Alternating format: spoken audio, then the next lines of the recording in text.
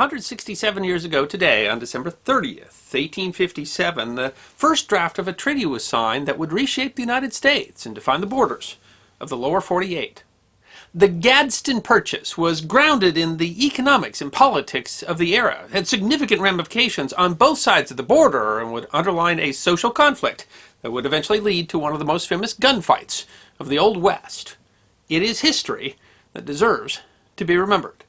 The United States and Mexico fought a war between April 1846 and February 1848, which itself had come on the heels of the 1835-36 Texas Revolution. The conflicts not only strained the relations between the neighbors, they left many unresolved issues, which are complicated by new tensions. Two of the sticking issues had to do with the 1848 Treaty of Guadalupe Hidalgo, which had ended the Mexican-American War. While Article 5 of the treaty defined the new border, in practice the border had not been accurately surveyed. It was based on incomplete and sketchy maps. Despite the treaty, border disputes continued, notably in the Mesilla Valley, a fertile strip of land that today runs through southern New Mexico into Texas. While the 25-year-old map on which the treaty was based favored the Mexican position, a boundary survey, which found that the city of El Paso was 36 miles south and 100 miles west of where the map said, favored the U.S. position. Attempts to ratify a separate treaty to define the border were blocked in Congress. Another dispute rose from Article 11 of the treaty. The U.S. agreed to prohibit and punish raids by the Comanche and the Apache across the border into Mexican territory. While the U.S. at the time assumed that they had the resources and will to do so, the Comanche and Apache had other ideas, and despite a large U.S. military presence, the raids continued.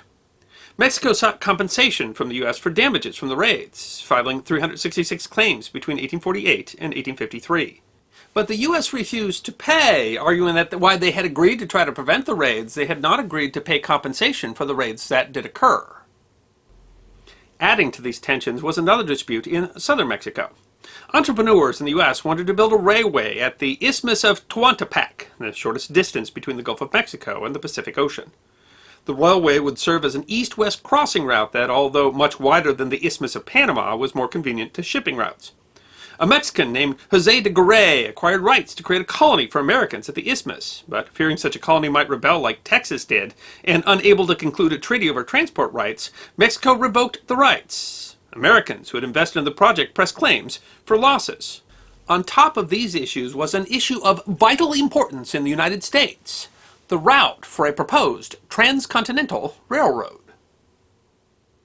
Proposals for a rail connection across the United States existed at least since the 1840s, and the imperative grown with the discovery of gold in California. But Congress could not agree on the best route: a northern route, a central route, or a southern route. The issue was of significant importance, as the connections, especially the eastern terminus, would dramatically affect trade and economic development.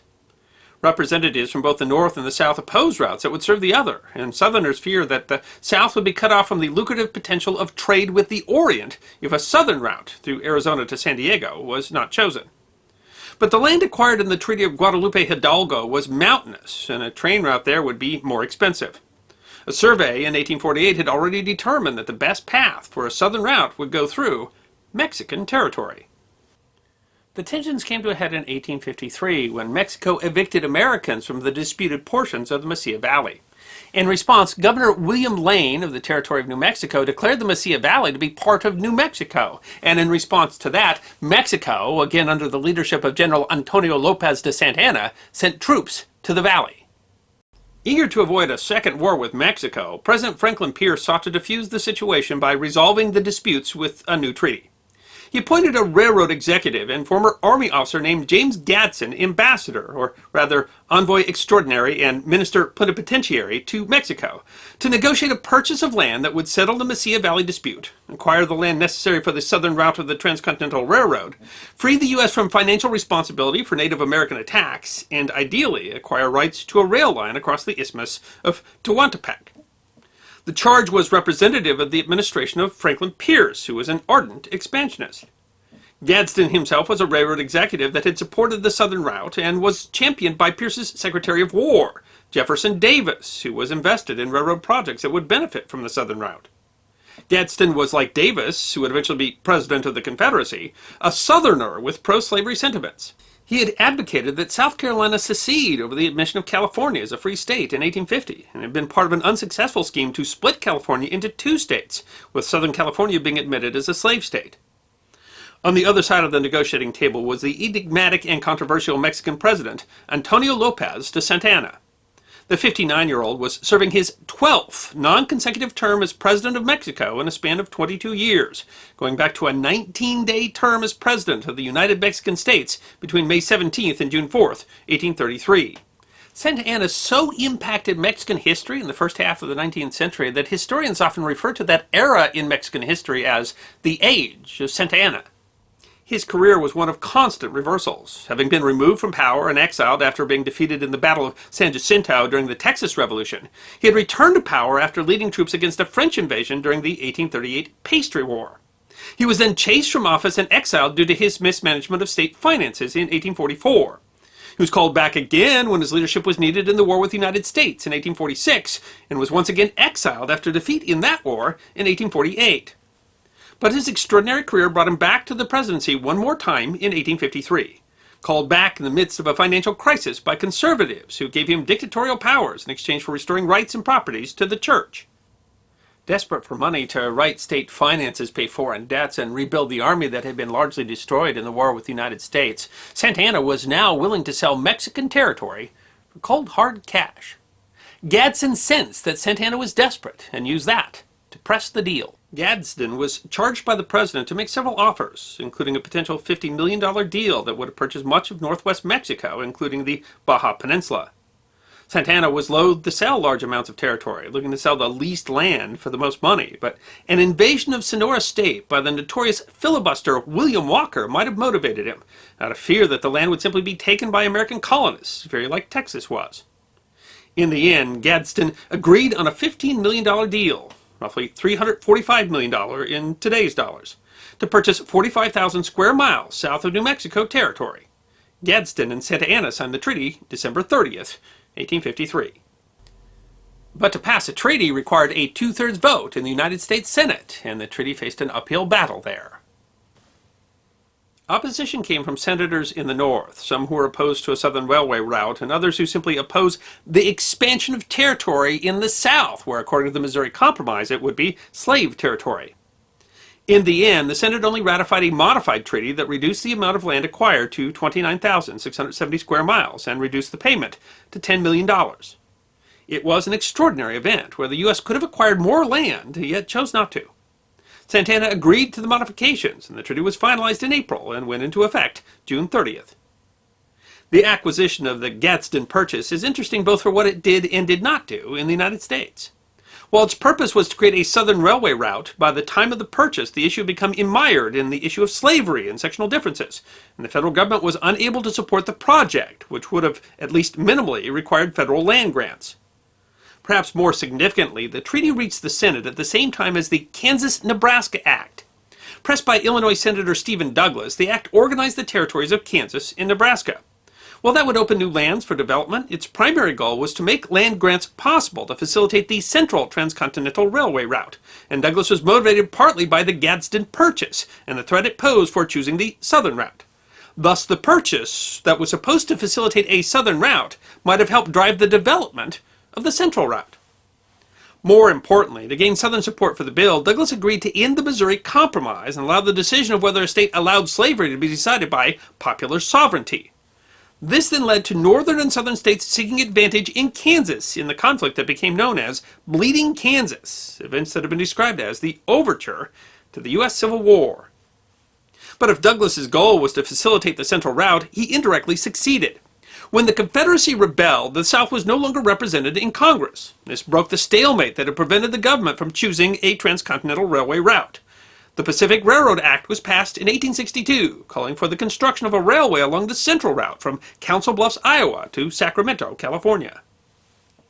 On the other side of the border, the most notable impact was that the purchase ended the remarkable career of Antonio Lopez de Santa Anna. Although he had given himself the grand title Hero of the Nation, General of Division, Grand Master of the National and Distinguished Order of Guadalupe, Grand Cross of the Royal and Distinguished Spanish Order of Carlos III, and President of the Mexican Republic, he was, in fact, in a vulnerable position with a state propped up by loans. The sale was supposed to right the state's economic position, but not only proved deeply unpopular with the people, who opposed giving up more land after the losses under the Treaty of Guadalupe Hidalgo, but also failed to help the state economically because of mismanagement. Unwilling to wait for Congress to act, Santana actually took out a loan from New York bankers for the first $3 million, with the effect that most of the money ended up in the hands of the bankers, and Mexico only netted some $250,000 from the first $3 million, with some estimates being that Santana himself took as much as $600,000. Santana was overthrown in yet another Mexican revolution, and this time never returned to power. To be sure, there were other reasons for that uprising, but the Gadsden Purchase turned out to be a significant miscalculation and central to Il Presidente's final political demise. While the driving motivation behind the Gadsden Purchase had been a southern route for a transcontinental railway, sectarian tensions and the complexities of the era kept that route from being built. Some historians argue that had the South been unified in the time before the Civil War, that they could have gotten the Transcontinental Railroad built along the southern route, but the South itself was divided. Some Gulf states preferred the crossing at the Isthmus of Tehuantepec and were afraid that a transcontinental railroad would reduce trade in the Gulf of Mexico. Other southern leaders didn't see the value in a transcontinental railroad since they saw their primary industry as being the cotton trade with Europe. The Southern Pacific Railway did eventually build a transcontinental railroad along the southern route connecting New Orleans to Los Angeles, but it wasn't completed until 1883, after the Civil War, more than a dozen years after the completion of the first Transcontinental Railroad. One of the oddest impacts of the Gadsden Purchase was the brief U.S. Army experiment with camels. The idea had originally been proposed in 1836, but only came to fruition in 1856 under Secretary of War Jefferson Davis as a way to engage in military transport on the lands of the newly acquired Gadsden Purchase. While the experiment continued until 1866, camels were never officially adopted by the U.S. Army. The purchase also affected the character of the American West. Original settlers in the territory tended to be cattle ranchers, Southerners, and slaveholders, and later settlement after the war largely included Northerners. This created a conflict between the rural residents, mostly Southerners and ranchers, and town residents, largely Northerners and businessmen. This conflict was represented in the Arizona Cochise County feud, and the leaders of its two factions, the Clantons and the Earps, who shot it out in the October 1881 gunfight at the OK Corral.